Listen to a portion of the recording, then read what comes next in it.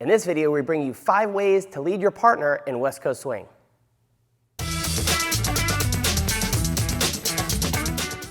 What's up, gang? Brian B, Miss Megan. We're bringing you 5 ways to lead your partner in West Coast Swing. First, quick shout out to Scott Molina from Australia. Look them up on Facebook, Swing City WCS. They're amazing West Coast Swing dancers, and they put a video out like this several years ago, and it's been on my to-do list to cover it. So 5 different ways. We'll run through them real quick, and then we'll discuss them. Number 1 is I can initiate by stepping down the slot. That would be number 1. Number 2 is I could drop my connection, and that would bring my partner towards me. Number 3 is I could raise my connection, and that would bring my partner towards me.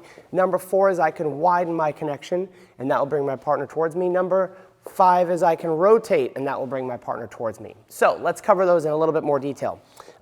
Skippy Blair, a little history lesson, who's one of the most influential people in West Coast Swing. She helped get it named the state dance of California. She was the, one of the founding members of the WSDC that governs competitive West Coast Swing. And she said, Brian, stepping back is not the only way to lead your partner, but it's a sharp way. So that's the first one we're learning, is I'm initiating by stepping down line, which brings my partner towards me, right? So fundamentally, that is the core of West Coast Swing. I'm stepping down line to initiate my partner, right? That's the one we need to master all the time. However, as we get more advanced and complex, we can start to blend in some of the other connection points. So you might see a sugar push where people actually lower the connection. So if you watch my footwork, I'm not actually making a clear step back to lead Megan, but I can actually just simply drop the connection a little bit to bring her towards me. So you'll see that quite a bit. An application of that would be something like a fold, where I dance 1, 2, 3, and 4, 5, and 6. When I get to 2, 1, 2, I still need to initiate her. If I keep this high, that's going to be very difficult, but if I drop it, it's bringing her towards me. So that would be just an application of dropping your connection. Then we had raising your connection. So in something like a sugar tuck, 1, 2, raising the hand could be something that we blend into our connection. So typically I wouldn't stand still and do it, however I could. So raising the connection helps bring my partner towards me in something like a sugar tuck. Then if we did widening the connection, that would be something like a hustle whip, where I might widen the connection as my partner comes towards me, right? If I left this here, it'd be very difficult to maintain the correct distance with just my footwork.